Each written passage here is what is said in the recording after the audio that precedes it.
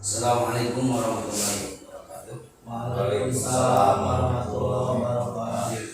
Alhamdulillah, bismillahirrahmanirrahim. Wassalamualaikum warahmatullahi wabarakatuh. Wa ala alihi wa sahbihi wa man wala. Puji dan syukur marilah kehadirat Allah Subhanahu wa taala. Salawat serta salam semoga berjuang limpah kepada junjungan kita Nabi besar Muhammad sallallahu alaihi wasallam. Yang terhormat Bapak Kepala Sekolah, Ibu dan Bapak Dewan Guru, PKN kita yang alhamdulillah pada kesempatan hari ini dapat menyempatkan hadir untuk kegiatan yang rutin telah kita laksanakan, yaitu KKG sekolah. Semoga pertemuan kali ini mendapatkan rahmat dan maghfirah Allah Subhanahu wa taala serta menambah pengetahuan bagi kita semua. Untuk lebih berkah dan mempersingkat waktu, marilah kita buka acara ini dengan bacaan basmalah. Bismillahirrahmanirrahim. Semoga bacaan basmalah kita menjadikan keberkahan untuk kelancaran berlangsungnya acara ini. Untuk acara yang kedua, kami silakan kepada Bapak Kepala Sekolah untuk memberikan arahan dan menyampaikan berbagai informasi kedinasan yang akan disampaikan oleh Bapak Kepala Sekolah SD 2 Purabaya. Padanya kami silakan.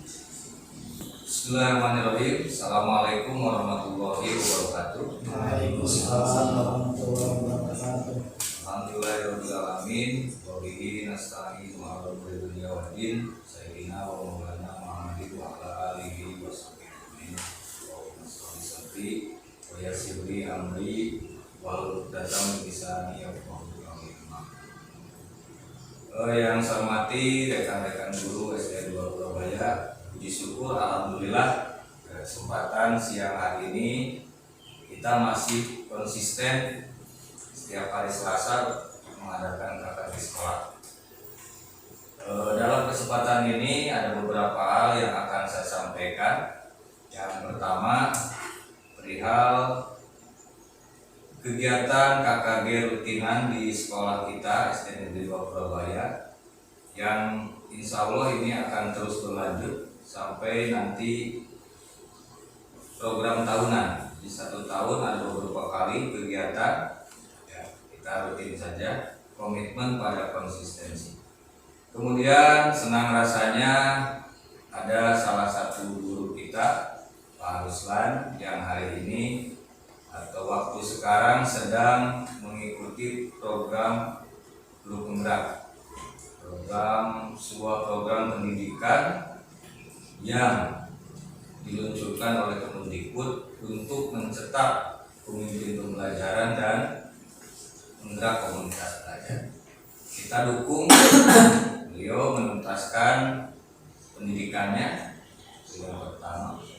Yang kedua, perlu Bapak Ibu ketahui bahwa dalam PPGP, ya, PPGP itu program pendidikan guru penggerak, ada yang disebut dengan alur merdeka. Jadi ada konsep sebuah alur kegiatan pelatihan yang namanya merdeka. Merdeka ini M-nya adalah mulai dari diri, E-nya adalah eksplorasi konsep, R-nya ruang kolaborasi, D-nya demonstrasi kontekstual, E yang kedua elaborasi pemahaman, dan yang terakhir ditutup dengan sebuah aksi nyata. Nah, untuk kegiatan KKG siang hari ini, maka Pak Ruslan nanti akan mencoba mempraktekkan sebuah aksi nyata dari alur pendidikan penggerak tadi. Ya. Alur merdeka ini didesain agar menjadikan lulusan PPGP ini betul-betul bisa memberikan praktik baik pada rekan sejawat, kepada lingkungan sekolah, tentu saja budaya positifnya, dan mudah-mudahan juga bisa menggerakkan komunitas belajar khususnya di SD Negeri 2 Purabaya, umumnya di lingkup KKG gugus dan kecamatan. Nah, materi berikutnya nanti akan disampaikan oleh Pak Ustadz perihal aksi nyata apa yang diberikan, kemudian praktik baik apa yang mesti kita sama-sama praktekkan dan lakukan. Silakan Bapak Ibu menyimak, lalu nanti kita adakan diskusi kalaupun ada hal-hal yang mesti kita diskusikan. Sekian pengantar dari saya, tetap semangat untuk mengeksplor diri, ya, mengupdate informasi dan mengupgrade kompetensi. Sekian, wabillahi taufiq wal hidayah. Assalamualaikum warahmatullahi wabarakatuh. Ya, terima kasih kepada Bapak Kepala Sekolah yang telah memberikan pengumuman dan arahannya serta informasi keilmuan yang untuk kita mengembangkan di sekolah ini. Dan seperti tadi yang dikatakan oleh Bapak Kepala Sekolah, kita akan menyimak rekan kita yang sedang mengikuti pendidikan guru penggerak. Ya, semoga ini menjadi suatu bekal untuk kita menambah wawasan dan juga bisa meningkatkan kapasitas kemajuan atau dalam mengembangkan dunia pendidikan terutama di sekolah kita. Nah, untuk itu kepada Bapak Ruslan sebagai calon guru penggerak yang akan memaparkan atau memberikan suatu pencerahan kepada kita, ya, semoga kita bisa mengikuti dari awal sampai akhir dan menjadikan sebuah manfaat bagi kita semua. Kepadanya waktu yang seluas-luasnya kami persilahkan. Bismillahirrahmanirrahim. Assalamualaikum warahmatullahi wabarakatuh. Waalaikumsalam warahmatullahi wabarakatuh. Alhamdulillahirrahmanirrahim. Salatu wassalamu ala asrofil anbiya'i wal mursalin wa ala alihi wa sahbihi ajmain. Rabbi sholli shodri wa yassir li amri wa hlul 'uqdatam min lisani yafqahu qawli. Amma ba'du. Pertama-tama saya ucapkan terima kasih banyak kepada Bapak Kepala Sekolah beserta Dewan Guru yang memberikan kesempatan yang seluas-luasnya kepada saya untuk dapat menyampaikan beberapa informasi, ya. Karena di sini mungkin saya sifatnya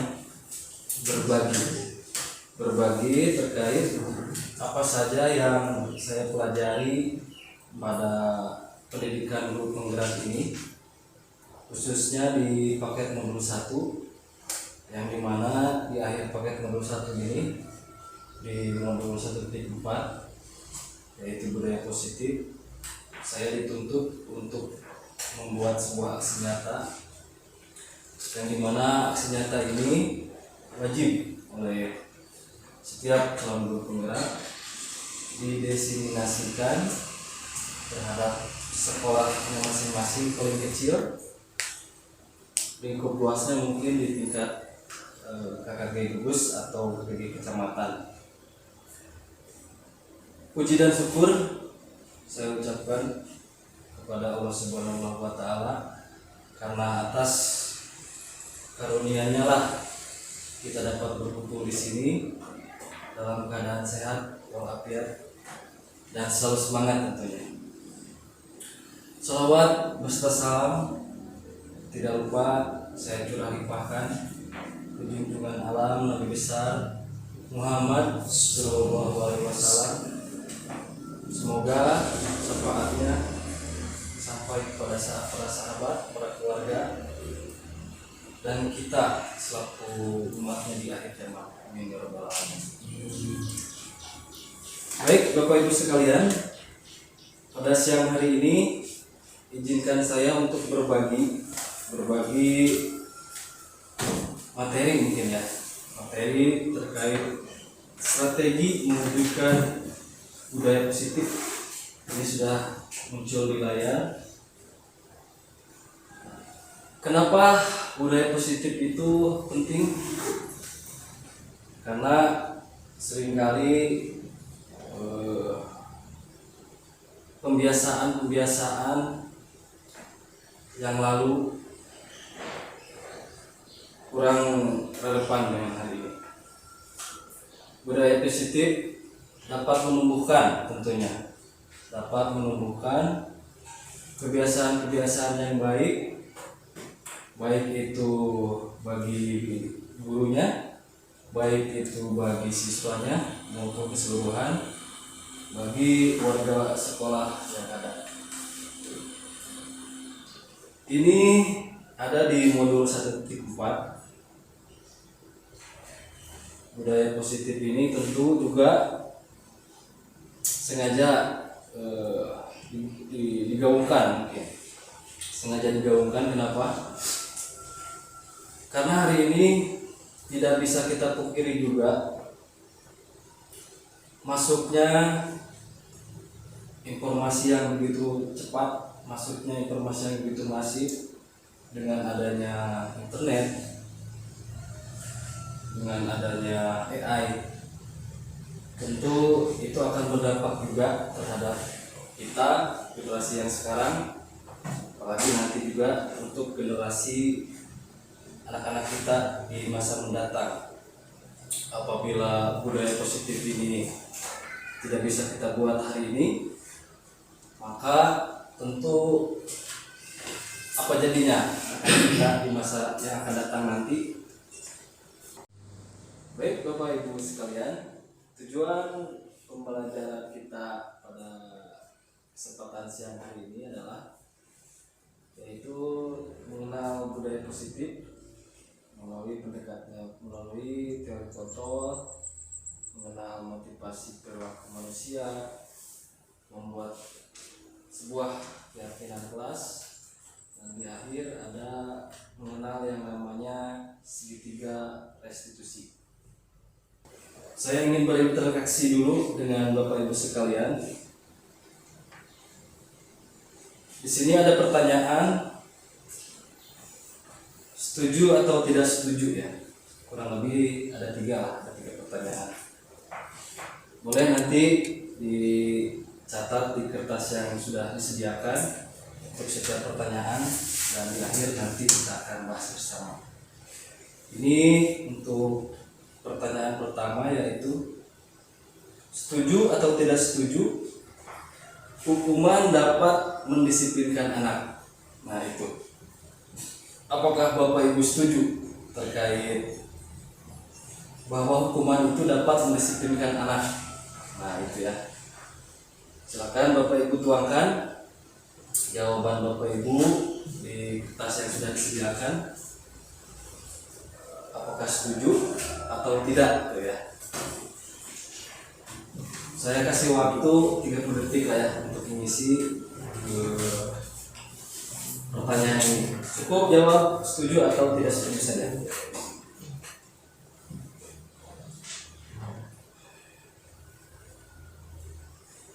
Dan boleh sekarang diangkat ya, atau kertasnya diangkat, atau mau langsung dijawab juga nggak apa-apa. Oke, Asep yang setuju, Wahid atau tidak setuju, Eden tidak setuju, Bervina tidak setuju ya. Kenapa tidak setuju? Kenapa setuju? Setuju atau tidak setuju? Tidak setuju. Tidak setuju. Kenapa tidak setuju? Lebih baik tidak dengan hukuman, tapi dengan cara misalnya ngobrol langsung dengan anaknya. Oke. Yang lain? Pak Deden, Bu Elvina sama? Setuju ya? Tidak setuju berarti ya?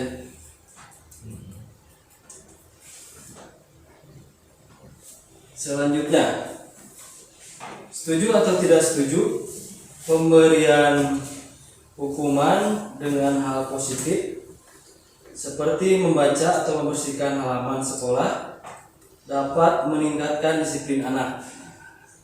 Jadi ini mah ngasih hukumannya tuh dengan cara si anak tuh agar bisa baca mungkin kesana dan membersihkan halaman, jadi halaman bersih juga. Pemberian hukumannya dengan pendekatan pembelajaran seperti itu. Setuju atau tidak setuju kira-kira? Setuju. Kenapa setuju kira-kira?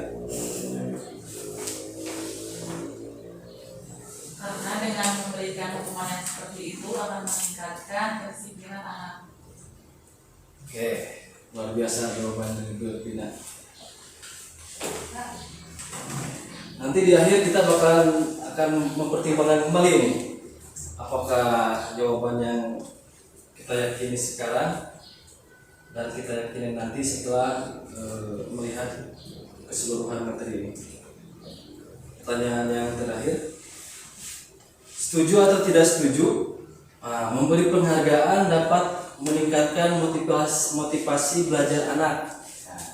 Seperti mungkin dikasih ranking atau misalkan yang selesai pertama pulang duluan, seperti itulah, atau misalkan dikasih hadiah, dikasih permen dan lain sebagainya. Setuju atau tidak setuju kira-kira? Setuju. Kenapa setuju Pak Seth? Ya, karena mayoritas manusia jangankan anak-anak atau peserta didik, ketika seseorang ataupun kita juga ada hal yang kita raih atau prestasi tanpa ada penghargaan atau hasil kerja kita itu tidak ada yang merespon sekalipun, walaupun itu baik, itu mungkin tidak memotivasi untuk meningkatkan hal yang berikutnya. Nah, makanya sangat setuju sekali apabila kita memberikan penghargaan kepada siswa terutama ataupun rekan kita yang berprestasi juga, itu kan bisa memotivasi untuk kita dan anak pun bisa untuk meningkatkan belajar. Jangankan anak kecil ya, Iya. orang dewasa pun ketika dikasih penghargaan atau senang lah, meskipun bentuknya hanya pujian ya. Apalagi dikasih reward, uang ya. Oke, sekarang kita masuk ke ini. Jadi sebetulnya perilaku manusia itu dipengaruhi oleh teori kontrol.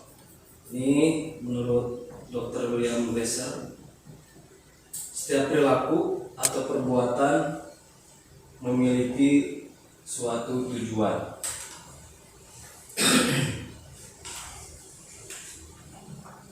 Jadi perilaku dan perbuatan manusia menurut William Glasser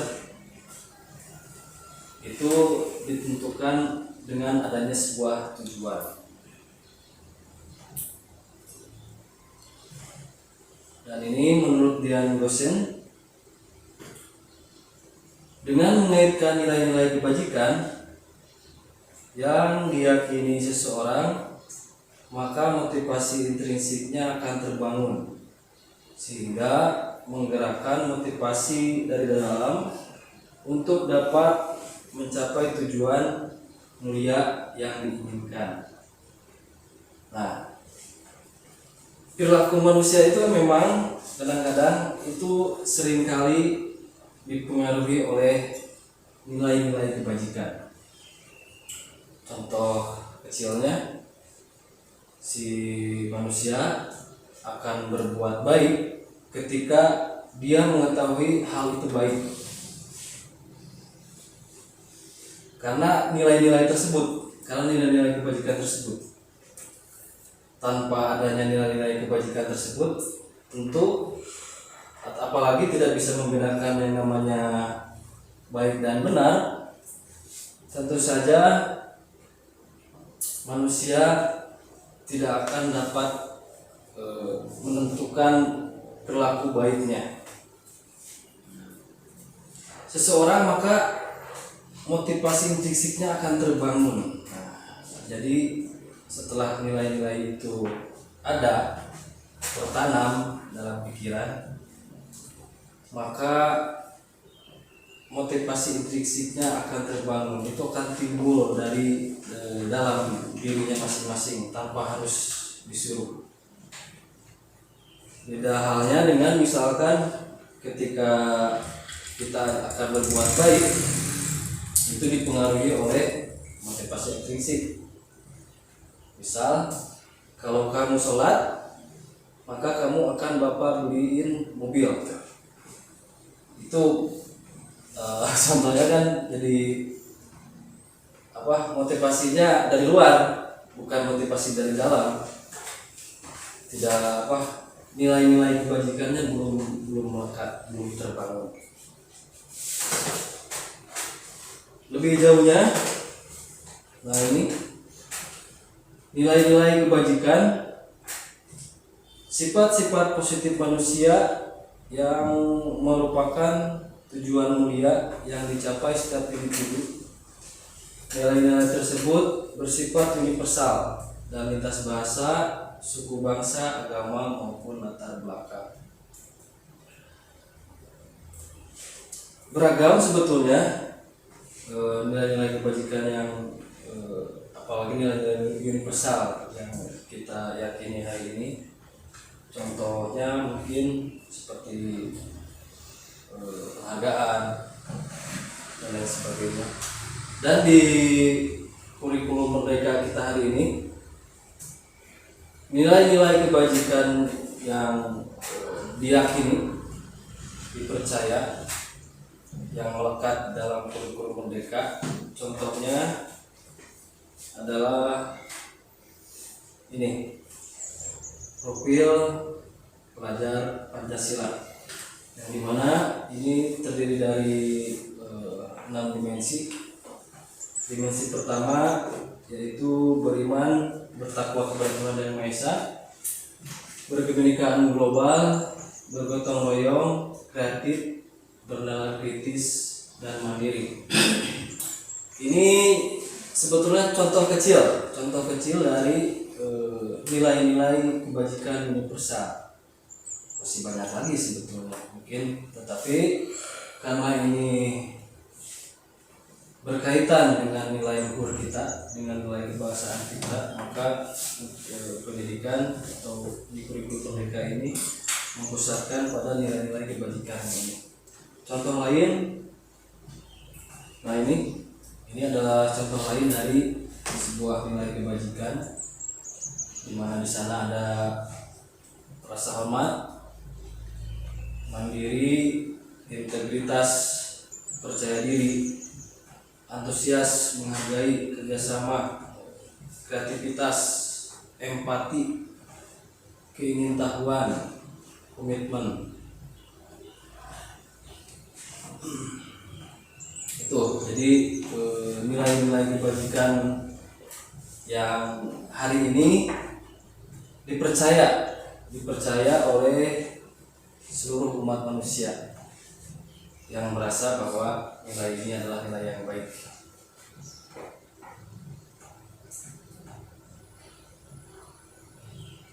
Nah, ada pertanyaan lagi. Mengapa kita melakukan segala sesuatu? Nah, ini. Hari ini kita datang ke sekolah, siang ini kita ber-KKG. Kenapa kita harus melakukan itu? Ada yang menjawab? Kaitan dengan motivasi intrinsik tadi atau motivasi ekstrinsik itu. Mengapa kita melakukan segala sesuatu? Contoh misalkan, kenapa kita harus ngajar? Kenapa seperti itu? Kira-kira kenapa pakai? Kenapa kita harus makan? karena makan itu sebuah kebutuhan manusia. Jika manusia tidak makan maka dia bisa saja merasa sakit atau juga bisa saja dia kelaparan. Oke. Mengapa kita harus mengajar murid? Coba motivasinya Itu apa? mungkin salah satu motivasinya untuk mencerdaskan generasi bangsa, ya, yang maksudnya generasi penerus bangsa. Ih, keren, luar biasa. Jadi Bapak Ibu sekalian, kita itu melakukan segala sesuatu itu menurut Dayan Gosen karena ada yang memotivasi, karena dimotivasi. Menurut Dayan Gosen 3 motivasi perilaku manusia. Dalam bukunya Restructuring School Discipline, motivasi yang pertama tentu saja manusia itu termotivasi karena untuk menghindari ketidaknyamanan atau hukuman. Seringkali kita anak-anak atau siapapun melaksanakan sebuah peraturan itu karena hal ini. Karena kalau kita tidak laksanakan, contoh saja misalkan kita berkendara di kota, di jalan tuh, kenapa kita memakai helm kan? Kebanyakan pasti jawabannya seperti ini, karena takut ditilang, bukan karena keselamatan. Kebanyakan seperti itu. Jadi seringkali manusia itu seperti itu. Karena kalau misalkan tidak pakai helm, tentu saja kita nanti akan kena tilang. Kebanyakan manusia seperti itu. Motivasi yang kedua yaitu untuk mendapatkan imbalan atau penghargaan dari orang lain. Ya. Kalau yang pertama motivasinya yaitu menghindari kenyamanan atau hukuman. Nah, ini di motivasi yang kedua yaitu untuk mendapat imbalan atau penghargaan dari orang lain. Nah, seringkali kita itu tergerak dan ingin melaksanakan sebuah peraturan karena imbalannya, karena penghargaannya. Wah, tadinya mah imbalannya gede, misalkan kita mau untuk melaksanakan. Nah, yang terakhir menurut Dayan Gosen motivasinya yaitu untuk menjadi orang yang mereka inginkan dan menghargai diri sendiri dengan nilai-nilai yang mereka percaya. Nah, motivasi yang ketiga ini sebetulnya inilah motivasi yang ingin diharapkan, karena motivasi yang ketiga ini bukan takut karena tidak nyaman atau hukuman, bukan karena imbalan atau penghargaan dari orang lain, tetapi karena nilai-nilai yang dipercaya. Karena kita udah yakin bahwa melakukan hal itu adalah kebaikan buat dirinya dan kebaikan juga untuk orang lain, maka dia mau melaksanakan peraturan itu, maka dia mau melaksanakan hal itu. Nah, ini jadi kita berharap di motivasi yang ketiga tadi, apalagi kepada murid, ya, tanamkan motivasi yang ketiga pada murid-murid kita, yaitu untuk menjadi orang yang mereka inginkan dan menghargai diri sendiri dengan nilai-nilai yang mereka percaya. Jadi bukan karena mereka itu melihat sia dihukum ke Pak Ruslan, tenyaman kalau misalkan gak melaksanakan peraturan mah, melaksanakan peraturan tuh karena suka dikasih uang misalkan sama Pak Deden atau dikasih penghargaan sama Pak Rusli, tetapi karena mereka percaya akan nilai-nilai itu, karena mereka percaya bahwa peraturan itu atau keyakinan itu harus dilaksanakan, bahwa peraturan itu haruslah dipatuhi, karena kalau tidak dipatuhi maka akan merugikan dirinya sendiri dan orang lain, kurang lebih seperti itu. Nah, untuk implementasi di dalam kelas, kita masuk ke tahap berikutnya. Dalam membangun sebuah budaya positif, kami di PGP dalam modul paket pertama ini dikenalkan dengan kesepakatan kelas. Jadi bukan peraturan kelas, karena seringkali mungkin dulu yang dikenal itu adalah peraturan, bukanlah kesepakatan. Karena mungkin yang tadi tuh jangan sampai ketika peraturan ini dibuat, ketika peraturan ini launching, terpaksa melakukannya, karena mungkin dibuatnya terkadang kalau peraturan itu kan satu arah ya, tidak dua arah, dibuat oleh pemangku kebijakannya saja, sedangkan yang akan melaksanakan peraturan itu hanya manut, hanya melaksanakan.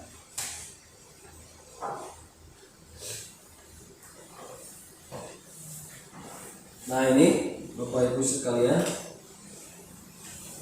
ini adalah salah satu contoh kesepakatan yang ada di dalam kelas.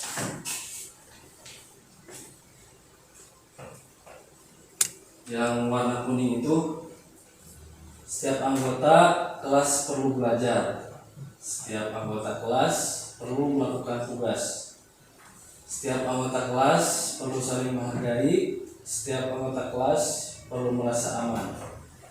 Bisa dibaca ya Bapak Ibu ya.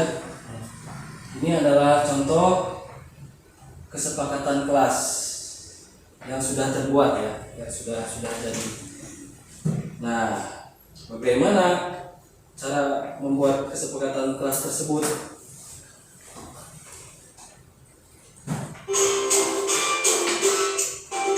Nah, ini ada sebuah video Bapak Ibu, video tentang cara pembuatan kesepakatan kelas.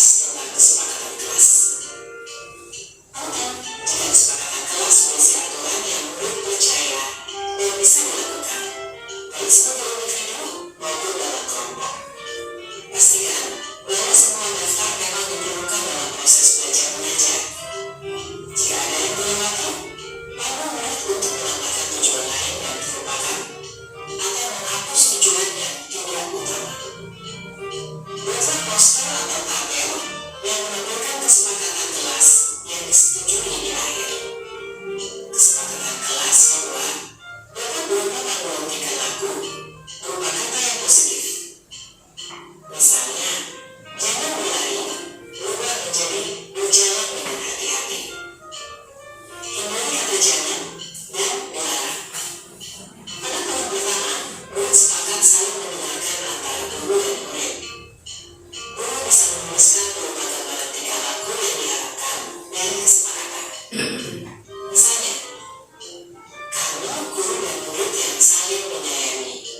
Buatlah penekanan pada sifat positif dalam kesepakatan kelas tersebut, yaitu saling menyayangi. Penekanan kedua, murid sepakat. Murid aktif dan semangat saat belajar. Guru bisa menuliskan berupa gambaran tingkah laku yang diharapkan dari kesepakatan. Misalnya, kamu murid yang semangat belajar. Buatlah penekanan pada sifat positif dalam kesepakatan kelas tersebut, yaitu semangat. Pada poin ketiga, murid sepakat saling membantu jika ada yang mengalami kesulitan. Guru bisa menuliskan berupa gambaran tingkah laku yang diharapkan dari kesepakatan. Misalnya, kamu murid yang peduli dengan teman-teman. Buatlah penekanan pada sifat positif dalam kesepakatan kelas tersebut, yaitu peduli. Pastikan jumlah poin kesepakatan kelas tidak terlalu banyak, sehingga mudah dipahami dan dilakukan murid. Untuk menciptakan rasa memiliki, beri waktu bagi semua murid untuk menandatangani atau memberi nama ataupun tanda pada poster kontrak kesepakatan. Guru juga perlu memberikan tanda tangan. Letakkan poster kontrak kesepakatan di bagian kelas yang terlihat oleh semua murid dan guru. Perhatikan untuk kepada murid. Untuk murid baru, bisa memberikan cat tangan untuk tanda menyepakati kesepakatan kelas. Lakukan refleksi secara rutin terkait kontrak kesepakatan kelas yang sudah disusun. Tanyakan siswa terkait perkembangan penerapan aturan dan tentukan apakah ada hal yang perlu diubah atau diperbaiki. Apakah kesepakatan kelas ini sudah bisa dilakukan? Sudah, Bu, tapi kadang masih ada yang suka ngobrol. Ayo kita diskusikan lagi, mengapa hal ini sulit dilakukan?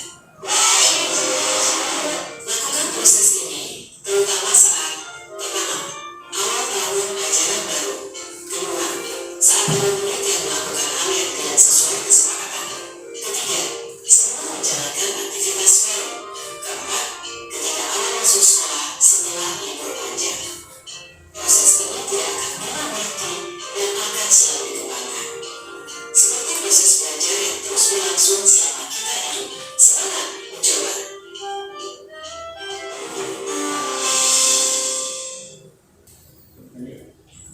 Baik Bapak Ibu, itulah video yang sudah kita saksikan tadi. Itu adalah tentang bagaimana pembuatan sebuah kesepakatan kelas. Kenapa tidak peraturan kelas, tetapi lebih kepada kesepakatan kelas?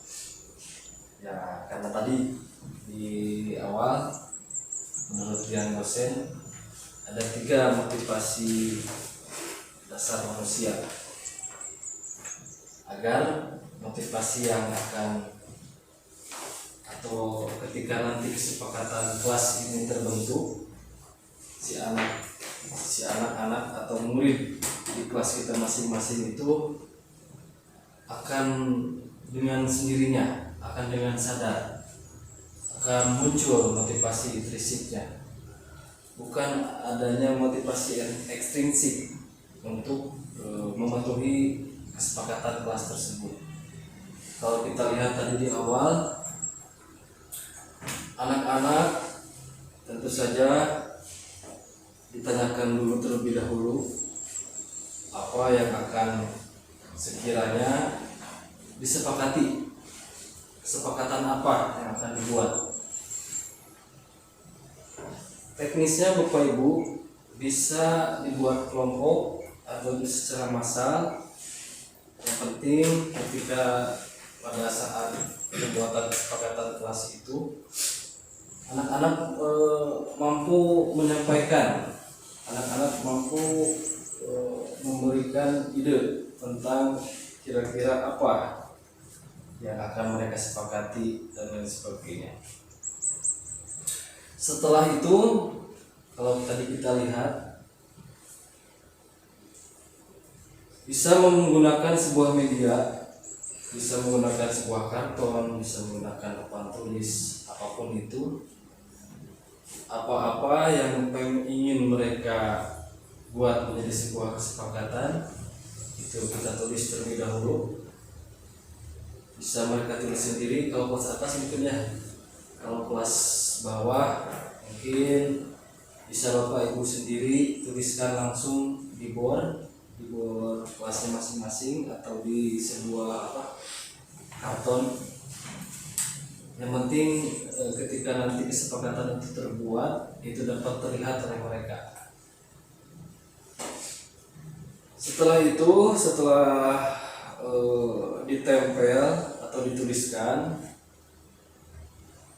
kita buat sedemikian rupa sebuah kalimatnya. Jangan sampai kalimat yang nanti akan kita cantumkan dalam sebuah kesepakatan kelas itu mengandung kalimat yang negatif, tetapi kita usahakan kalimat yang dibuat itu adalah sebuah kalimat yang positif. Kalimat negatif contohnya biasanya diawali dengan kata jangan. Contoh misalkan, jangan berlari-lari di dalam kelas. Nah, itu bisa kita ubah menjadi sebuah kalimat yang positif atau yang positif dengan sebuah kalimat tertib di dalam kelas. Anak-anak dipersilahkan untuk tertib di dalam kelas, bisa seperti itu. Intinya jangan sampai ada sebuah kalimat yang negatif. Setelah itu sudah dibuat, disaring menjadi sebuah kalimat yang positif, lalu ditempel atau mungkin ditulis atau apapun itu yang penting terlihat di dinding, di depan kelas. Lalu anak-anak bisa memvalidasi hal tersebut dengan cara menandatangani. Itu mungkin untuk kelas atas. Kalau kelas bawah, anak-anak bisa kita sediakan sebuah stempel, bisa sidik jari, bisa mungkin kalau pengen cap tangan semuanya pun boleh. Yang penting nanti bahwa anak-anak itu menandakan sepakat dengan kesepakatan kelas tersebut. Nah, selanjutnya apabila si anak itu, ketika kesepakatan kelas itu sudah terbentuk, ketika kesepakatan kelas itu sudah menjadi sebuah satu kesepakatan, bagaimana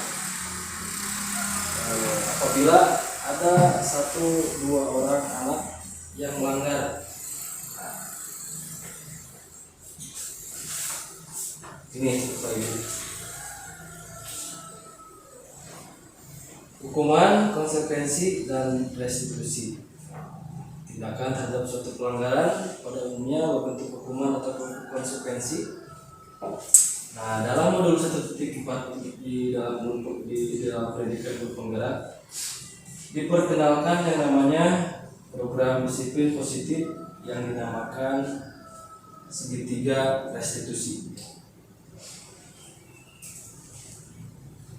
Jadi ini bisa menjadi sebuah tindakan ke depan ketika ada salah satu anak yang melanggar atau tidak bisa mematuhi keyakinan kelas atau aturan yang sudah disepakati di dalam kelas.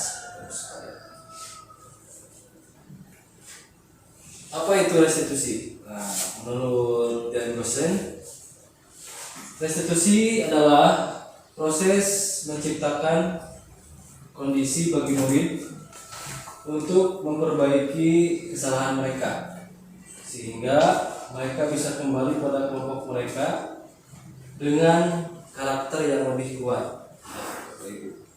Jadi ketika menggunakan pendekatan restitusi ini, si anak itu tidak merasa bersalah, tidak merasa buruk di kelompoknya, tetapi kita coba untuk kembalikan kembali identitas mereka, agar ketika mereka masuk lagi ke kelompoknya, itu mereka bisa percaya diri, tidak merasa dikucilkan oleh kelompoknya.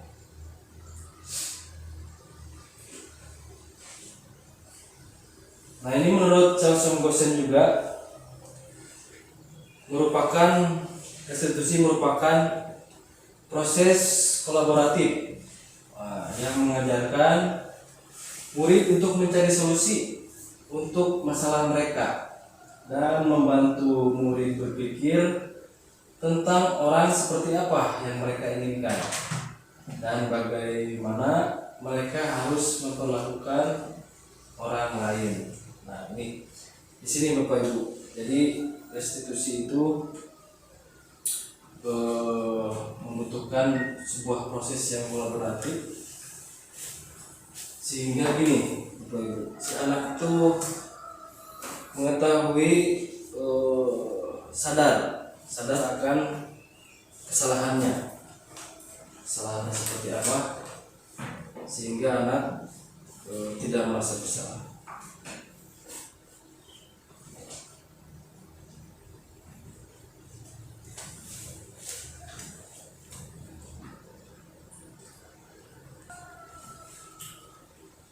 Lima kebutuhan dasar manusia. Nah, ini 5 kebutuhan dasar manusia. Yang pertama, kebutuhan untuk bertahan hidup atau survival.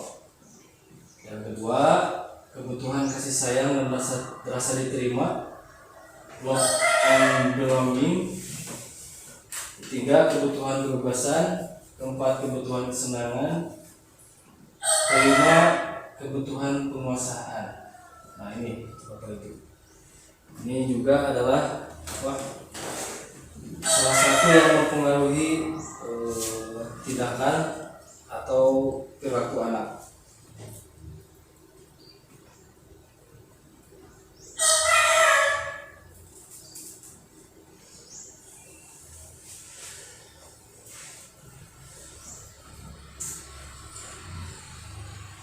Selanjutnya 5 posisi kontrol. Yang pertama, penghukum. Kedua, pembuat rasa bersalah. 3, teman. 5, pemantau. 5, manajer.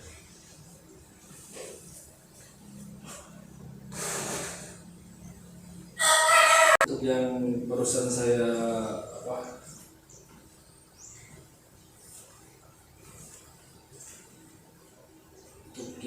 saya sebutkan, kita lihat terlebih dahulu. Nah, ini sebuah video dan nanti akan saya jelaskan kembali. Silakan. Jangan kasih video. Baik Bapak Ibu, ini saya akan perlihatkan sebuah video tentang sebuah posisi kontrol.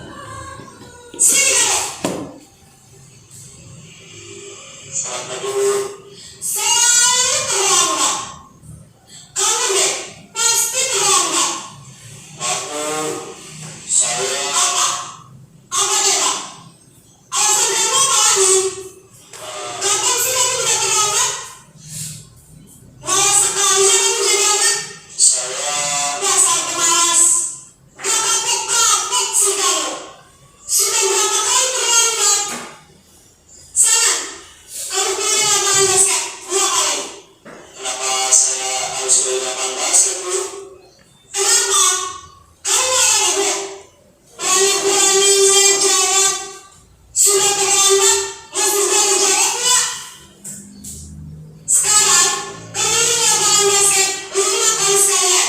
Biar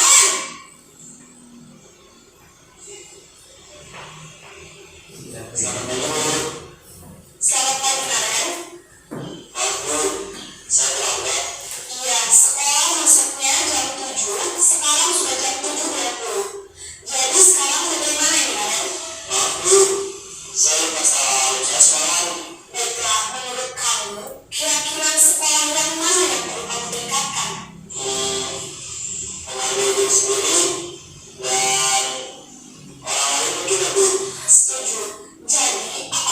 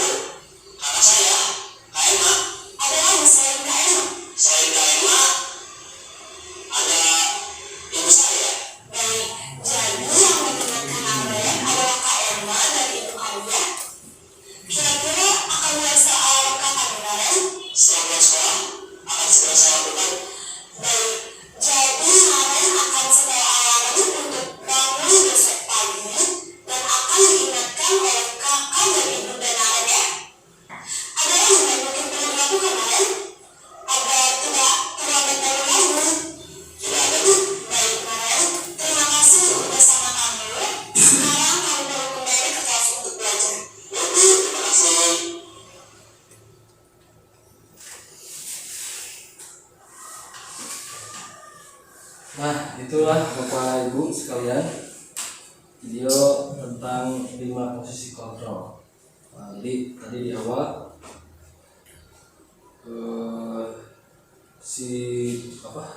penjaga piket ya, penjaga piket sekolah menempatkan dirinya yaitu sebagai penghukum, dimana ketika si Naren terlambat langsung dengan nada yang ludes dan lain sebagainya melakukan hukuman si Naren untuk mengelilingi lapang basket ya kan, 2 kali itu. Tentu saja dengan hal tersebut apakah si anak itu akan dijerat? Ya, tetapi harga dirinya akan turun karena ketika dia mengelilingi lapangan basket itu dilihat oleh teman-temannya, dilihat oleh kelompoknya, bisa jadi diolok-olok dan lain sebagainya. Di video cuplikan yang berikutnya yaitu si guru tersebut memposisikan diri menjadi pembuat rasa bersalah, dimana ya mungkin untuk nada bahasa yang dipergunakan lebih halus, lebih lembut, tetapi penekanan yang dia lakukan membuat si Naren merasa bersalah.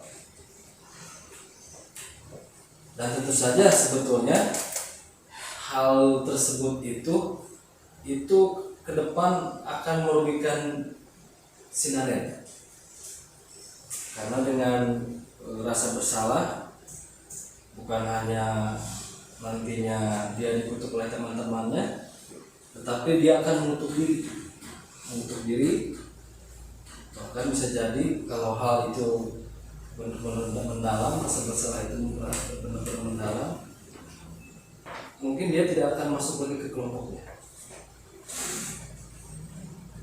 Cuplikan berikutnya, si penjaga absen, guru absen tersebut memposisikan diri sebagai teman. Nah, di sini mungkin sudah CS si penjaga absen tersebut dengan si Naren bersenda gurau seperti biasa. Namun hal yang dilakukan oleh si ibu penjaga absen tersebut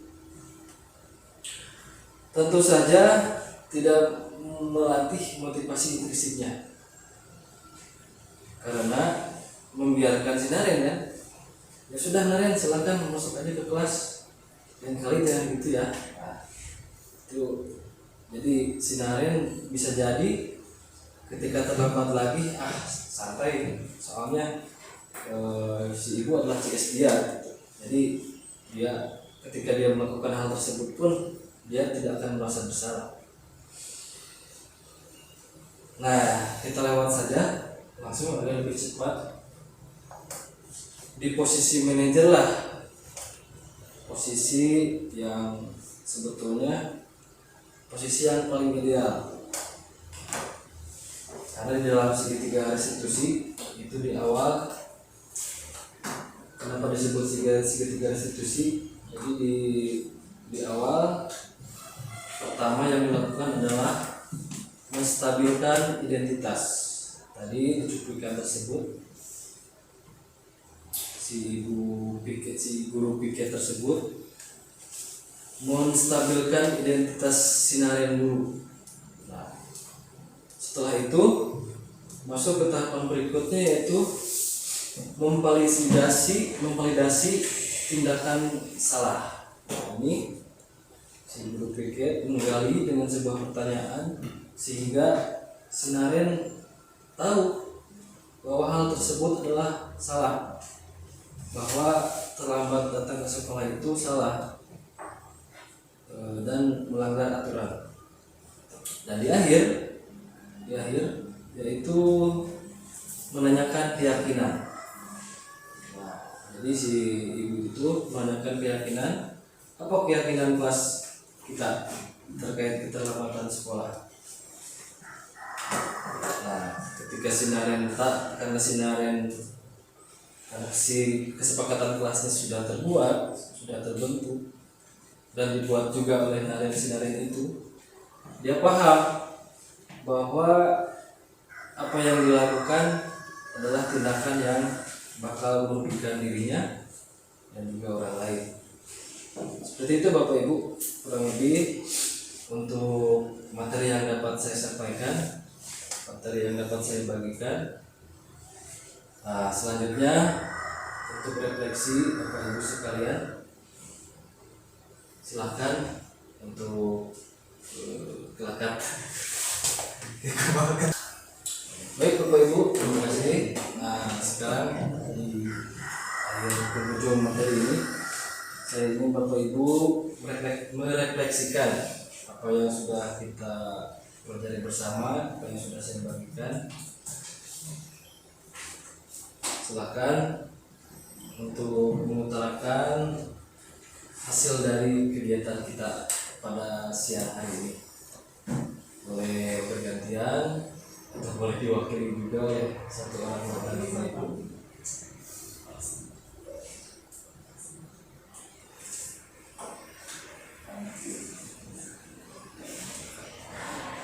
Boleh di depan Pak.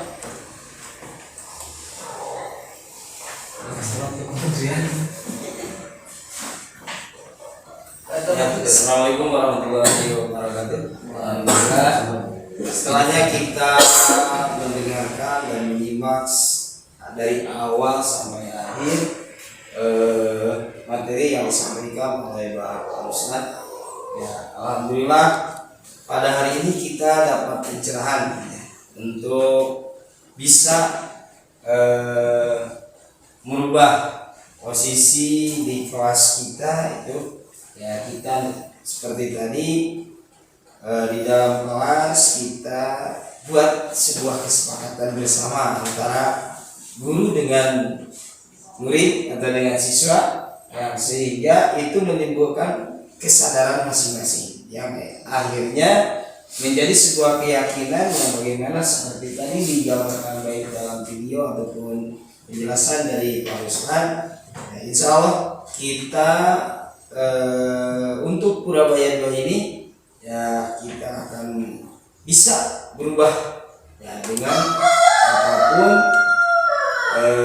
untuk mengimbangi zaman pada masa sekarang ini, sehingga pengembangan atau pendidikan yang ada di sekolah kita akan lebih baik.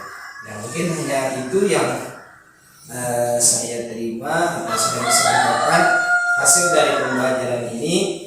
Insya Allah kita akan berubah untuk kita. Ya, itu. Assalamualaikum warahmatullahi wabarakatuh.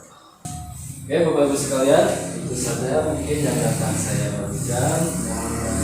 Kurang lebihnya saya mohon maaf. Wabillahi taufiq wal hidayah. Wassalamualaikum warahmatullahi wabarakatuh. Ya, terima kasih kepada Bapak Ustadz yang telah menyampaikan materi yang sangat panjang dan insya Allah dapat dimengerti. Dan semoga ya Pak Ruslan sukses terus dan semangat terus untuk melanjutkan pendidikan CIP ini. Alhamdulillah pertemuan kita dari awal sampai sudah dilaksanakan, semoga mendapatkan pengetahuan yang lebih banyak dan menjadi motivasi untuk kita lebih maju. Hanya itulah yang dapat saya sampaikan.